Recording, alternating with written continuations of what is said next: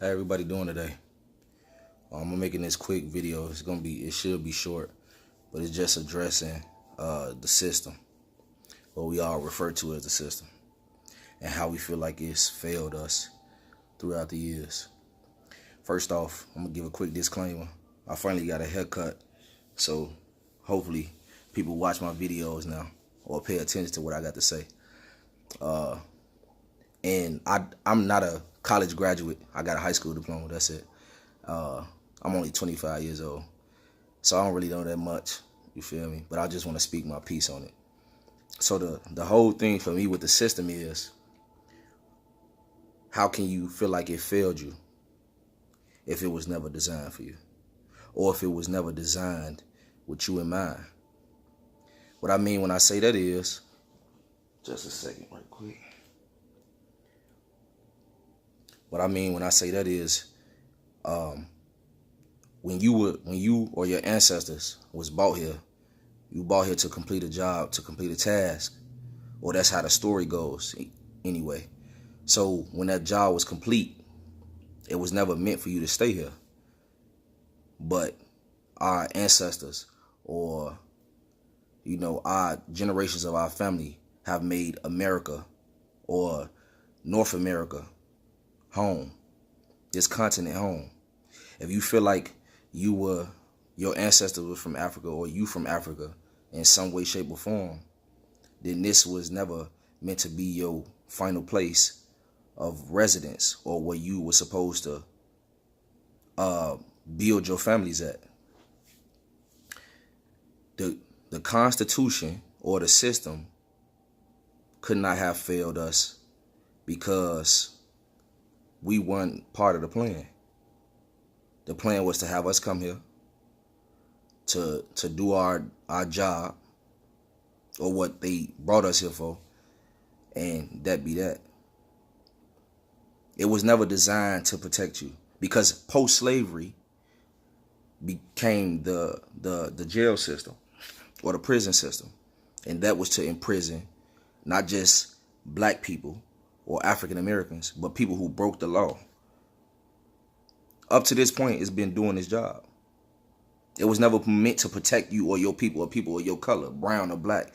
It was meant to imprison, to enslave you legally, because that's what they do to people in jail. You do tasks and you do work for little to nothing. You're a number, just like you was numbers when your ancestors was brought here. So it could never fail you. It was never intended to help you. We ourselves became so dependent upon it, and never really took the time to understand or know this wasn't for me. This was never meant for me. The Constitution was for Americans. They never felt like we was Americans. We fought for equal rights and civil rights. We was trying to be equal somewhere where we never belonged in the first place. We didn't sat for years and cried and complained about being here and being oppressed and being in prison and being killed and enslaved. But we never left. We never left. We didn't sit and complain. We even fought to be equals somewhere we weren't meant to be equals. Because it's somewhere on this planet, right, where we say we from, that we have greater value than we will ever have here. Ever have here. It's an African lady that comes into my job, and she always make it a point to speak to me.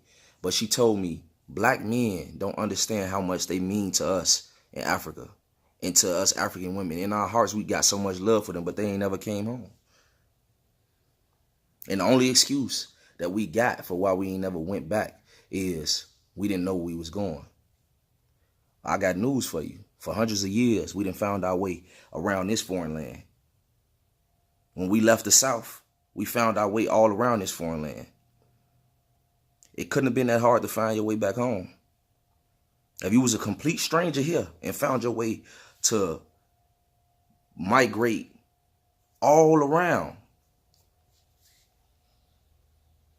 the country, how could you never find it back to the place where you call home, where you say civilization started, where you say all of humanity began? How could you never go back? And in the series that's to come, I just had to drop this video today. We gonna get more in depth into that. But how can we never return home? But then we sat for years and been killed and been mistreated and felt like we oppressed and in prison unfairly. And the law is not in our favor. We tried to turn America, North America, this country, we tried to turn this into Wakanda. Everybody was rapping and raving about the movie. We turned this into Wakanda. All of our ideas and all of our inventions and all of our intelligence and teachings, we taught them here. In the letter my father wrote, he said, we taught what we knew. Then we forgot that we taught it to him. And then we forgot that we taught it to him. What did I get out of that? We've lost our whole entire identity in the race to become somebody that we say we hate so much. In your schools, you got historically black colleges that's designed for people that look like you. But we strive every day to make it into these predominantly white universities. Why is that? We got HBCUs that's designed for people that look like you, for people of color. But we charge each other for what we say is key, knowledge.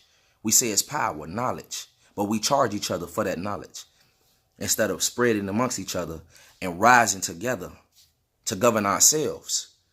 It's in all of us to be kings and queens. It's in all of us to be great. But we refuse for generations to tap into that greatness. And we've made an excuse because of the white man or because of the system. The system ain't to blame. If I had my son and I made the decision to walk out of my son's life, that is not something that I can blame on the system. See, we done sat for generations and lacked education of educating ourselves, self-education. We didn't lack love for family. We didn't lack leadership. And we've blamed it on the system. No longer can we place the blame on nobody else. The blame got to be placed in-house. We got to take responsibility for our own downfalls. We refuse to come together for anything besides when somebody else do something wrong to us or we feel like wrong been done to us. We got family members that we ain't talked to for years for reasons we don't even know why. But we blaming the system. The revolution won't be televised. It starts inside of you. When you decide to make a change, that's when you will start to see change. When you stop placing blame, that's when you will see change. Who is to blame for all these young black brothers and sisters with no fathers in the house or no mother in the house? They've been raised by aunties and uncles and grandparents because we having kids, but we're not taking responsibility to take care of them. That's not the system's blame. We having mothers who having 4 and 5 and 6 and 8 and 9 and 10 kids by different fathers. And none of them are worth nothing. Not worth having a child that bears that man's name. But we blaming it on the system. We've done it to ourselves. We became so reliant on the system when it was never built for us. It was never intended to help you. We did that to ourselves. We depended on welfare. And we depended on where I'm going to get this. Oh, the mistake we made was starting generational cycles of having children just to be having them so we can collect a check. Or having children and walking out on them kids' lives. And then your son grows up and he sees that. And he makes the excuse, I didn't have a father, so I chose the streets. I got a cousin right now who graduating from college for the second time pretty soon. My uncle was never present in his life. In and out of the jail. In the streets. And if I'm not mistaken, my cousin also lost his mother. But he didn't become a statistic. He didn't make an excuse. He chose to do something different. Everything in life is a choice. Again, we will cover that in other videos, but everything in life is a choice. We've chosen to be oppressed. We've chosen to be killed because we could have left.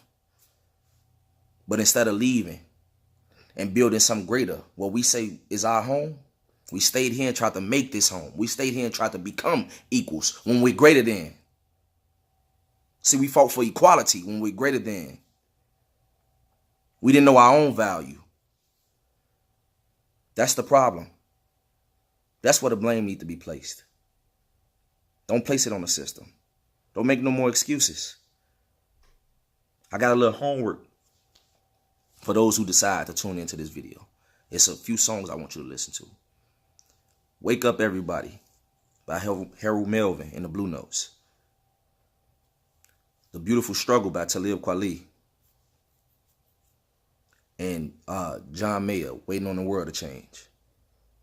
Just listen to those songs and listen to the lyrics. Listen to the lessons in the lyrics. Listen to the values that's spoken about in those songs, about the unity, about what can be done different.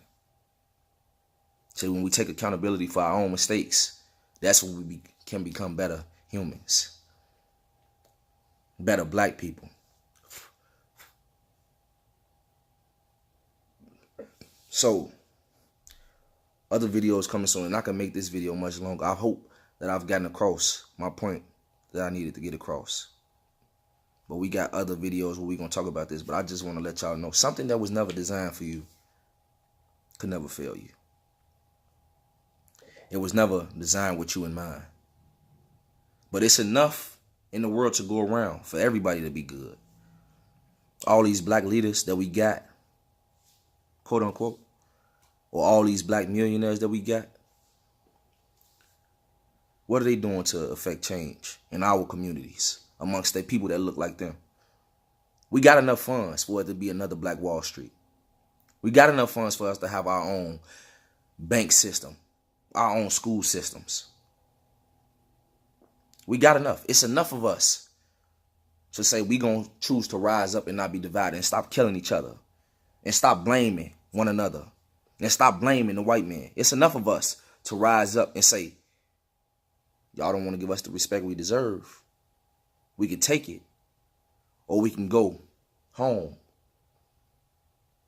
and we can make ourselves, our generations, our heritage great again. When you discover who you are, then you will know where you're going.